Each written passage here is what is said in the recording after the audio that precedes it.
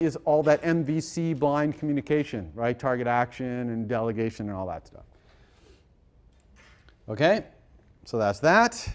Now let's move on to foundation. Okay, so we're going to talk about the foundation framework here. I'm going to really go fast through object, array, dictionary, things like that, because you've already seen a lot of array. I think you pretty much got a good feel for what it is, so I don't want to waste the time talking about that. And we got a lot more new stuff to talk about. But you know that NSObject is the base class for all objects. It implements those introspection things. It also implements this very important method called description.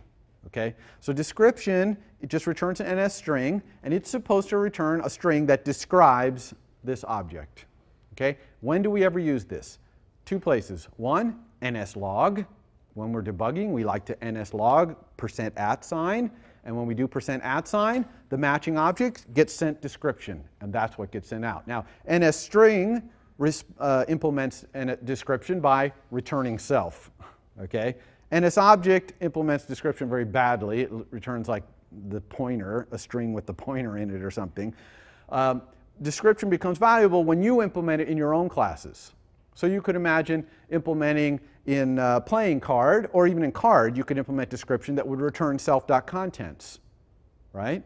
And then in the debugger, you can print, there's a way, which you'll see this Friday's section, there's a way to print an object in the debugger. It will call description for you and return it. So over card, you'd see the content, so that's really cool. And a string shows you the string. Arrays and dictionaries implement description to print out the contents of the array. So description is a really cool little function to know about in NSObject. NSObject kind of implements this framework for copying, but it doesn't actually implement copy and mutable copy. If you look in NSObject, you'll see that these methods are implemented there, or there's a protocol for them there. Copy and mutable copy are, the semantics of them vary from class to class, so it's up to the class to implement it. Okay? Don't be fooled by the fact that copy and mutable copy are in NSObject. You can't just send copy to any object and it'll copy it. But NSArray, for example, and NSDictionary, these things, they implement copy and mutable copy, and they do the right thing. One thing to note about copy is, if you send copy to a mutable object, like a mutable array, you don't get a mutable array back. Even though you just copied a mutable array, you get an immutable array back. Okay? The semantics copy are, give me an immutable copy of this object back, if possible. Okay? The semantics of mutable copy are, give me a mutable copy of this thing. No matter whether the receiver is mutable or immutable, mutable copy means give me a mutable copy. Copy means give me an immutable copy. Okay? You understand that? And again, certain classes implement this. NSObject really does not. You would have to implement it yourself if you wanted to have your objects be copyable, which is pretty rare, by the way. You're really not generally doing that. Okay, NSArray is an ordered collection of objects. It's immutable. When you create an NSArray, whatever objects are in it when you create it, those are the objects that will be in there for life. You can't remove any, you can't add any. All objects in an array are held onto strongly in the heap. So as long as that array itself is in the heap, okay, as long as someone has a strong pointer to the array itself, all the objects that are in the array will stay in the heap as well, because it has strong pointers to all of them. Okay? You usually create an NSArray by sometimes calling a class method or even alloc init, but usually, most commonly these days, we do that @ square bracket thing, like how we created rank strings. Remember rank strings in playing card? @ square bracket and the elements. That's usually how we create arrays. Sometimes we'll create arrays by asking other arrays to add an object to themselves and give us a new array. Since they can't be mutated, they have to make a new one and give it back, so that's another way. And you know the basic, get the count, object at index. There's a lot of other really cool methods in an array. You really should familiarize yourself with this class. Okay, it's a lot of stuff. We talked about make objects perform. There's sorted array using selector. So you give it a selector that takes another, that basically gets sent to each object in the array and takes one of the other objects in the array as an argument. So you got to make sure they have the right type of argument there. And it'll just use that to create a sorted version of the array and give you back a new array that's sorted. Okay? So in one line of code, as long as you have a selector for a method that can compare two objects that are in your array, you can sort it. Okay? So you really should know about all these kind of wacky things in NSArray. Now, NSArray Can't be modified. Sometimes that's a limitation, not as often as you might think. But there's a mutable version of array, of course, called NS-mutable array, which we've also used. We usually create it using alloc init, or sometimes we use array with capacity. Okay, array with capacity is that capacity argument is just a performance hint. Okay, it's not saying that the array starts out with that many items. It just means I think this array is going to have about 100 things in it, so create me an array with 100. It's a performance hint only. You know that NS-mutable array inherits everything from NS array, of course, and then it adds add object, insert object at, remove object at index. And you know that you can use the square brackets notation, right? Like self.cards, open square bracket, index, close square bracket, to both put things into an array and get things out of an array. Okay? And using that notation is really just calling object at subscripted index and set object at subscripted index. Okay? It's just calling those methods. That's all it's doing. But it looks really nice in your code to use those square brackets. Okay? Enumeration, we saw how to do this for in business. Don't forget that control variable like ns string star string in my array, you see the ns string star string, that's essentially your casting.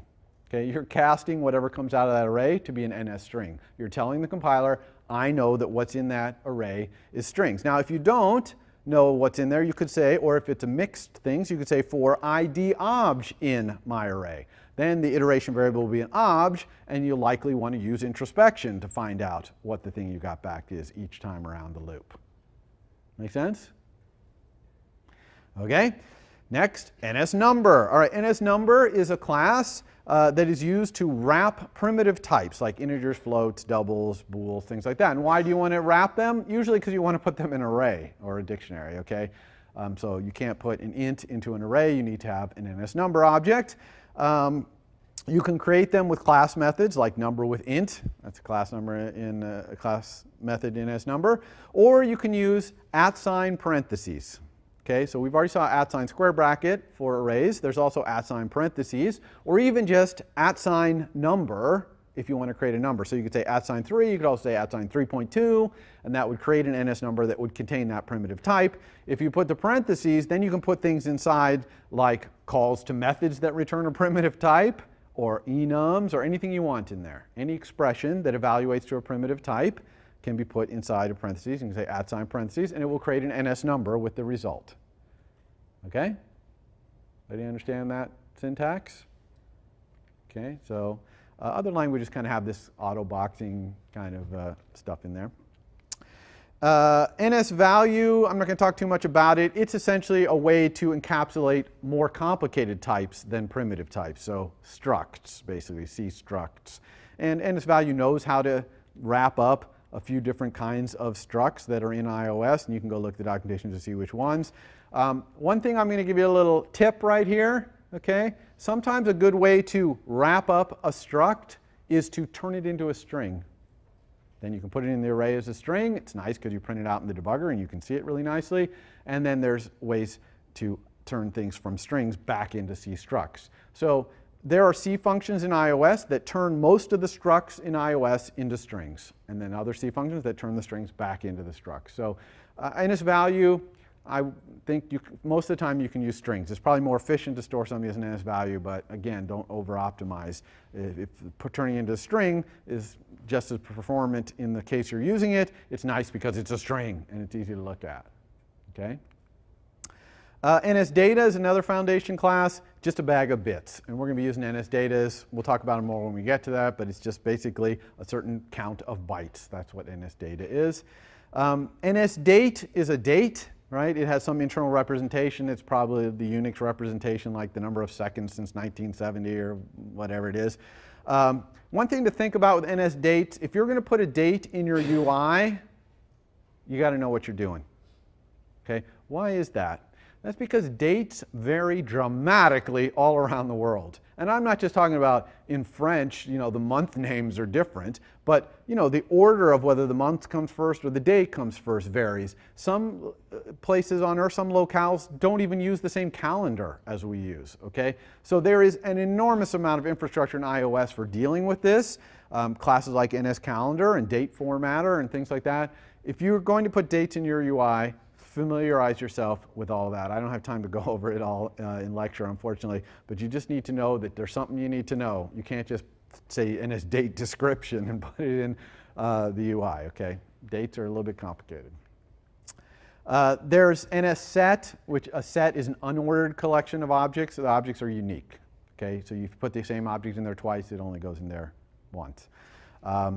So sets are what you would think of in terms of sets. And there's actually an ordered set, which is like a cross between a set and an array.